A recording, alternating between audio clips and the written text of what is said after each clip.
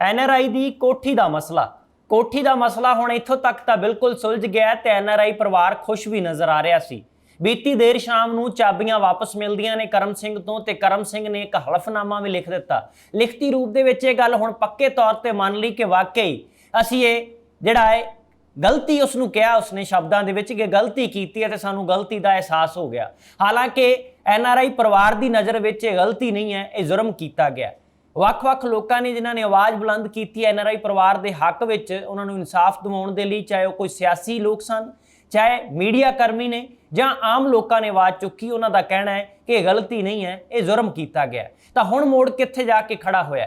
सुखपाल सिंह खैरा ते होर समाज सेवी जथेबंदियां, किसान आगू SSP दफ्तर और जगराओं दे विच एक रोस प्रदर्शन करते भी नज़र आ रहे हैं, जिस दे विच सुखपाल सिंह खैरा ने जदों अपनी स्पीच दी तो उस दे विच कहा कि जगराओं का मीडिया खास करके उसका धन्नवाद करना बनता है, क्योंकि वो केजी मीडिया नहीं है, वो गोदी मीडिया नहीं है।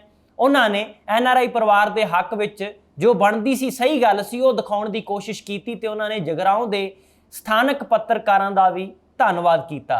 नाल ही उन्होंने कहा कि जिहड़े लोग जिन्हां ने भी इस दे विच साथ दिता उन्हां सारियां दा शुक्रिया। SSP के दफ्तर मिलण का समा दिता गया सी ते इस वक्त सुखपाल सिंह खैरा, लखा सधाणा किसान जथेबंदियां दे आगू, जिस दे विच एक किसान आगू कामरेड राजू जिन्हां दा नाम खुद एनआरआई बीबी कुलदीप कौर ने लिया सी कि उन्हां दा बड़ा अहम योगदान है, उन्होंने बहुत प्रैशर बनाया जिस दे करके ये झुकना पिया उन्हां नूं साडे अगे ते सानूं चाबियां वापस करनियां पईयां। बीते दिन ਦੀਆਂ ਜਿਹੜੀਆਂ तस्वीरां सामने आईयां सन, जिन्हां दी भी इस मसले के उत्ते नज़र टिकी हुई सी, उन्हां सारियां ने वो खबर वेखदे सार खुशी मनाई और कहा कि शुक्र है कि सच की लड़ाई हुई है, जित हुई है, सच की लड़ाई विच सच की जित हुई है।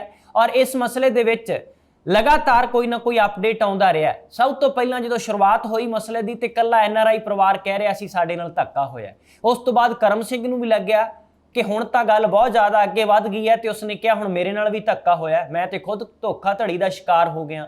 उसकी शिकायत ते पुलिस ने परचा दर्ज कर दिता। पुलिस इस मसले दे विच इस करके भी सवालों के घेरे में खड़ी हुई रही कि माल महकमे के कुछ अधिकारी करम सिंह ते MLA जगराओं दे ने जिहड़े बीबी सरबजीत कौर माणूके ते उसका पति सुखविंदर सिंह, उन्हां सारियां दी किते ना किते मिली भुगत रही है। इस गल नूं लैके सवाल चुकते रहे और उन्हां दे खिलाफ कदों कार्रवाई होवेगी। हुण एनआरआई दी कोठी दीयां जिहड़ियां चाबियां उस संबंधित परिवार नूं बेशक दी मिल गईयां ने और जिहड़ा यह भी पता लग्या कि कोठी दे अंदर जिहड़ी मुरम्मत करवाई गई सी, रेनोवेशन का काम करवाया गया सी, महंगे महंगे कैमरे लवा के, और पिछले पासे जिथे नहीं सी एनआरआई परिवार ने छत्ते मकान उत्थे भी कमरे बना दिते गए सन। वो कमरे हुण करम सिंह ने भी दावा किया सी कि मैं बनवाए ने, बीबी माणूके ने भी कहा सी कि रेनोवेशन असीं करवाई है। हुण सच कौन है, सच्चा कौन सी ते झूठा कौन सी, इस दी हौली हौली करके परतां खुलदियां नज़र आ रही ने। तुसीं खुद भी सियाणे हो, आप भी अंदाज़ा लगाया हो कि इस विच कौन कौन मिलिया होया सी और कौन कौन बचन की कोशिश कर रहा है। हुण एनआरआई परिवार ने जो चाबियां अपने हत्थ विच लईआं ते पत्रकारां नाल गलबात करदिआं होइआं एनआरआई परिवार ने भी कहा कि लड़ाई हाले खत्म नहीं हुई है। इस इंसाफ की लड़ाई विच जिथे चाबियां साडे हत्थ लगियां ने, मेहनत की बनाई हुई कमाई हुई कोठी साडे कोल वापस परती है, आ गई है, और असीं उस दे विच अपनी माता नूं, अपनी बीबी नूं, अमरजीत कौर सिंह नूं अंदर कोठी दे अंदर वाड़ के ही खुश सी, उत्थे ही उन्हां नूं लिजा के खुश सी, क्योंकि उन्हां दी दे सुपने दी वो कोठी सी। इसे करके जिहड़ी बीबी अमरजीत कौर सिंह ने वो भी खुश नज़र आ रहे सन। उन्होंने कहा कि बेशक ये सारी लड़ाई दे विच सानूं ये कुछ प्राप्त हो गया, पर जदों तक उन्होंने मंग की कि MLA ते उसके पति और करम सिंह जां इस तो इलावा होर जिहड़े जिहड़े अधिकारी इस कोठी नूं हड़प्पण की कोशिश कर रहे सन, सारियां दे खिलाफ धोखाधड़ी का मामला दर्ज होना चाहिए है, उन्हां ते कानूनी कार्रवाई की जानी चाहिए है। इसे गल नूं दोहरा दिता है सुखपाल सिंह खैरा ने अपने भाषण दे विच कि हाले लड़ाई इत्थे खत्म नहीं हुई। उन्हां दा निशाना सीधा सियासी तौर के उत्ते भी, क्योंकि विरोधी धिर दे विच ने मुख विरोधी धिर पंजाब दे विच कांग्रेस दी है, उन्हां दे विचों एक विधायक ने ते सब तो वध जिहड़ा मुद्दा चुक्कण दे विच रोल निभाया कांग्रेस दे वल्लों सुखपाल सिंह खैरा ने निभाया। उन्हां दा इसे मसले दे उत्ते हाले भी स्टैंड है कि MLA जगराओं ते उस दे नाल संबंधित जिहड़े साथी सी उन्हां दे उत्ते कोई ना कोई कार्रवाई जरूर होनी चाहिए है। हुण तुहाडे नाल वो लैटर जिहड़ा हल्फनामा है जिहड़ा कि खुद करम सिंह मन गया, वो भी सारे दा हू बहू पढ़ के तुहाडे नाल साझा करांगे कि उस दे विच करम सिंह कहंदा की नज़र आ रहा, क्योंकि ये छोटी मोटी गल नहीं सी जिस दे विच करम सिंह ने मन्निया कि हाँ मैं इस मसले दे विच ਗਲਤੀ ਕੀਤੀ ਹੈ ਔਰ ਇਸ ਮਸਲੇ ਦੇ ਵਿੱਚ ਮੈਂ ਜੋ ਵੀ ਜ਼ਿੰਮੇਵਾਰੀ ਮੇਰੀ ਬਣਦੀ ਹੈ ਉਹ ਸਾਰੀਆਂ ਗੱਲਾਂ ਨੂੰ ਲੈ ਕੇ ਜਿਹੜੀਆਂ ਗੱਲਾਂ ਨੇ ਉਹ ਕਹਿ ਦਿੱਤੀਆਂ ਗਈਆਂ ਨੇ, ਉਹ ਵੀ ਤੁਹਾਡੇ ਨਾਲ ਸਾਂਝੀ ਕਰ ਦਿੰਦੇ ਆ ਗੱਲਬਾਤ ਕਿ ਉਸ ਦੇ ਵਿੱਚ ਲਿਖਿਆ ਕੀ ਗਿਆ ਸੀ। ਕਰਮ ਸਿੰਘ ਪਹਿਲਾਂ ਤਾਂ ਇਹ ਕਹਿ ਰਿਹਾ ਸੀ ਕਿ ਜੋ ਕੁਝ ਵੀ ਹੋਇਆ ਸਾਰਾ ਕੁਝ ਕਾਨੂੰਨੀ ਦਾਇਰੇ ਦੇ ਵਿੱਚ ਰਹਿ ਕੇ ਹੋਇਆ। ਉਸ ਤੋਂ ਬਾਅਦ ਇਹ ਕਿਹਾ ਗਿਆ ਕਿ ਮੇਰੇ ਨਾਲ ਧੋਖਾ ਹੋ ਗਿਆ। ਹੁਣ ਫਿਰ ਕਿਹਾ ਗਿਆ ਕਿ ਮੈਨੂੰ ਗਲਤੀ ਦਾ ਅਹਿਸਾਸ ਹੋ ਗਿਆ। ਸਮੇਂ-ਸਮੇਂ ਦੇ ਉੱਤੇ ਕਰਮ ਸਿੰਘ ਦਾ ਇਹ ਮੁੱਕਰਨਾ, ਬਿਆਨ ਬਦਲ ਲੈਣੇ, ਆਪਣੇ ਆਪ ਦੇ ਵਿੱਚ ਹੀ ਜਿਵੇਂ ਕਿਹਾ ਜਾਂਦਾ ਹੈ ਕਿ ਚੋਰ ਦੀ ਦਾੜੀ ਵਿੱਚ ਤਿਣਕਾ, ਉਹ ਗੱਲ ਸਾਬਤ ਹੁੰਦੀ ਦਿਖਾਈ ਦੇ ਰਹੀ ਹੈ। ਹਲਫੀਆ ਬਿਆਨ ਜਿਹੜਾ ਕਰਮ ਸਿੰਘ ਨੇ ਕੱਲ ਲਿਖਤੀ ਰੂਪ 'ਚ ਦਿੱਤਾ ਚਾਬੀਆਂ ਸੌਂਪਣ ਵੇਲੇ, ਉਸ ਦੇ ਵਿੱਚ ਕਿਹਾ ਕਿ ਮੈਂ ਕਰਮ ਸਿੰਘ ਪੁੱਤਰ ਨਾਹਰ ਸਿੰਘ ਪੁੱਤਰ ਸਰਦਾਰ ਬਿਸ਼ਨ ਸਿੰਘ ਵਾਸੀ ਪਿੰਡ ਚੀਮਾ, ਹਾਲ ਵਾਸੀ ਕਰਨੈਲ ਗੇਟ ਜਗਰਾਉਂ, ਤਹਿਸੀਲ ਜਗਰਾਉਂ, ਜ਼ਿਲ੍ਹਾ ਲੁਧਿਆਣਾ ਦਾ ਰਹਿਣ ਵਾਲਾ ਹਾਂ। ਆਪਣਾ ਹੇਠ ਲਿਖਿਆ ਹਲਫੀਆ ਬਿਆਨ ਕਰਦਾ ਹਾਂ ਕਿ ਸਭ ਤੋਂ ਪਹਿਲੀ ਮੁੱਢਲੀ ਲਾਈਨ ਦੇ ਵਿੱਚ ਲਿਖਿਆ ਗਿਆ ਕਿ ਮੈਂ ਭਾਰਤ ਦਾ ਪੱਕਾ ਵਸਨੀਕ ਹਾਂ। ਉਸ ਤੋਂ ਬਾਅਦ ਇਹ ਵੀ ਲਿਖਿਆ ਗਿਆ ਕਿ ਮੈਂ ਅਸ਼ੋਕ ਕੁਮਾਰ ਪੁੱਤਰ ਸਤਪਾਲ ਵਾਸੀ ਮਕਾਨ number 338A Sherpur road Jagraon ਦੇ ਝਾਂਸੇ ਵਿੱਚ ਆ ਕੇ ਹੀਰਾ ਬਾਗ ਕਲੋਨੀ ਦੀ ਗਲੀ ਨੰਬਰ 7 ਵਿੱਚ ਸਥਿਤ NRI ਅਮਰਜੀਤ ਕੌਰ ਪਤਨੀ ਲੇਟ ਬਚਿੱਤਰ ਸਿੰਘ ਵਾਸੀ ਲੋਪੋ, ਤਹਿਸੀਲ ਨਿਹਾਲ ਸਿੰਘ ਵਾਲਾ, ਜ਼ਿਲ੍ਹਾ ਮੋਗਾ ਦੀ 3 ਮੰਜ਼ਲਾ ਕੋਠੀ ਦੀ ਫਰਜ਼ੀ ਰਜਿਸਟਰੀ ਮਿਤੀ 11/5/2023 ਨੂੰ ਆਪਣੇ ਨਾਮ ਕਰਵਾ ਲਈ ਸੀ। ਇਸ ਦੇ ਵਿੱਚ ਹੁਣ ਸਾਫ਼ ਗੱਲਾਂ ਕਰ ਰਿਹਾ ਕਰਮ ਸਿੰਘ, ਹੁਣ ਕੋਈ ਇੱਧਰ ਉੱਧਰ ਦੀ ਗੱਲ ਨਹੀਂ ਕੀਤੀ ਜਾ ਰਹੀ। ਜੋ ਕਿ ਦੋਸ਼ੀ ਅਸ਼ੋਕ ਕੁਮਾਰ ਉਕਤ ਧੋਖੇ ਨਾਲ ਅਮਰਜੀਤ ਕੌਰ ਦੀ ਕੋਠੀ ਦੀ ਪਾਵਰ ਆਫ ਅਟਰਨੀ ਆਪਣੇ ਨਾਮ ਲੁਧਿਆਣਾ ਪੂਰਬੀ ਤਹਿਸੀਲ ਤੇ ਤਸਦੀਕ ਹੋਣੀ ਦੱਸਦਾ ਰਿਹਾ ਸੀ, ਦਾਅਵਾ ਕਰਦਾ ਰਿਹਾ ਸੀ।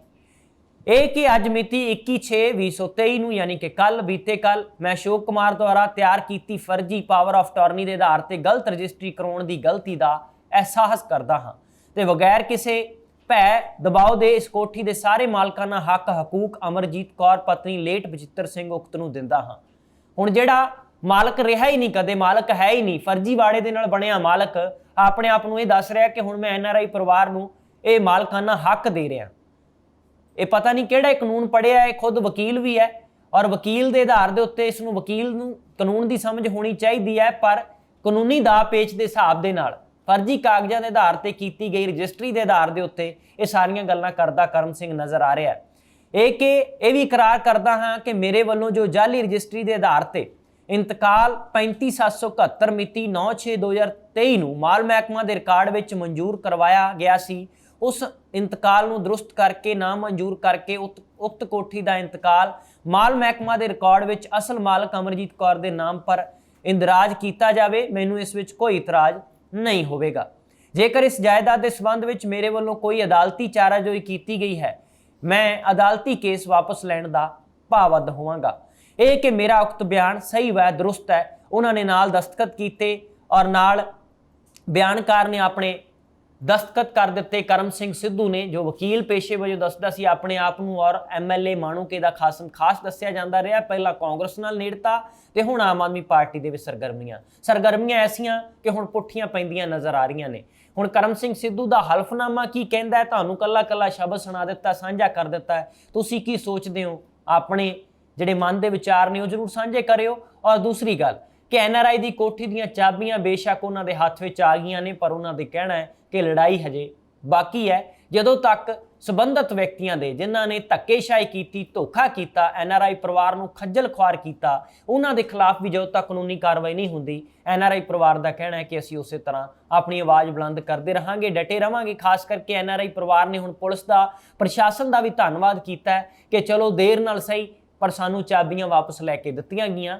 NRI ਪਰਿਵਾਰ ਇਸ ਵਕਤ ਖੁਸ਼ ਨਜ਼ਰ ਆ ਰਿਹਾ ਹੈ ਔਰ ਪੰਜਾਬ ਦੇ ਲੋਕ ਖਾਸ ਕਰਕੇ ਚਾਹੇ ਉਹ ਦੇਸ਼ ਵਿੱਚ ਬੈਠੇ ਨੇ ਜਾਂ ਵਿਦੇਸ਼ ਵਿੱਚ, ਉਹਨਾਂ ਨੇ ਦੀ ਨਜ਼ਰ ਜ਼ਰੂਰ ਇਸ ਮਸਲੇ ਦੇ ਉੱਤੇ ਟਿਕੀ ਹੋਈ ਸੀ ਕਿ ਇਸ ਮਸਲੇ 'ਚ ਬਣੇਗਾ ਕੀ। ਸਾਡੀਆਂ ਵੀ ਬਹੁਤ ਸਾਰੀਆਂ ਜਾਇਦਾਦਾਂ ਨੇ, NRI ਖਾਸ ਕਰਕੇ ਜਿਹੜੇ ਬਾਹਰ ਬੈਠੇ ਨੇ ਉਹਨਾਂ ਦੀ ਨਜ਼ਰ ਬਹੁਤ ਟਿਕੀ ਹੋਈ ਸੀ ਇਸ ਮਸਲੇ ਦੇ ਉੱਤੇ ਕਿ ਸਾਡਾ ਵੀ ਕੀ ਬਣੇਗਾ। ਸਾਡੀਆਂ ਵੀ ਜਾਇਦਾਦਾਂ ਕਈ ਥਾਵਾਂ ਦੇ ਉੱਤੇ ਦੱਬੀਆਂ ਨੇ ਕਿਸੇ ਨਾ ਕਿਸੇ ਨੇ, ਜਾਂ ਫਿਰ ਦੱਬਣ ਦੀ ਕੋਸ਼ਿਸ਼ ਅਗਲੇ ਸਮੇਂ 'ਚ ਕਰ ਸਕਦੇ ਨੇ।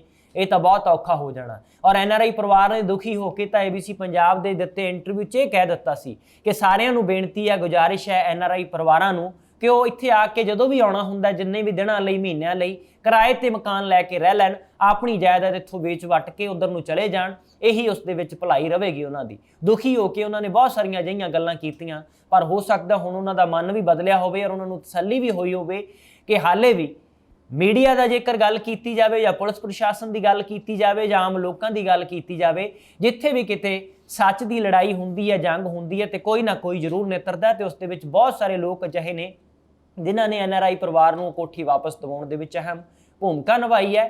ਹੁਣ ਦੇਖਦੇ ਹਾਂ ਕਿ ਅੱਜ SSP ਦਫ਼ਤਰ ਪੁੱਜੇ ਸੁਖਪਾਲ ਸਿੰਘ ਖਹਿਰਾ, ਲੱਖਾ ਸਿਧਾਣਾ ਤੇ ਕਿਸਾਨ ਜਥੇਬੰਦੀਆਂ ਦੇ ਆਗੂ ਕੀ ਉੱਥੇ ਮਨਵਾਉਂਦੇ ਨੇ, ਕੀ ਦਬਾਅ ਬਣਾ ਪਾਉਣਗੇ ਕਿ ਸੰਬੰਧਿਤ ਹੋਰ ਵਿਅਕਤੀ, ਖਾਸ ਕਰਕੇ ਕਰਮ ਸਿੰਘ ਜਿਹੜਾ ਆਪਣੇ ਆਪ ਨੂੰ ਪੀੜਤ ਦੱਸ ਰਿਹਾ, ਉਸ ਦੇ ਖਿਲਾਫ ਵੀ ਕੋਈ ਨਾ ਕੋਈ ਕਾਰਵਾਈ ਕੀਤੀ ਜਾ ਸਕਦੀ ਹੈ। ਤੁਸੀਂ ਵੀ ਆਪਣੇ ਮਨ ਦੇ ਵਿਚਾਰ ਸਾਂਝੇ ਕਰਿਓ। ਜਦੋਂ ਤੱਕ ਕੋਈ ਨਵਾਂ ਅਪਡੇਟ ਆਉਂਦਾ ਹੈ, ਤਦ ਤੱਕ ਤੁਸੀਂ ਬਣੇ ਰਹੋ ABC ਪੰਜਾਬ ਦੇ ਨਾਲ।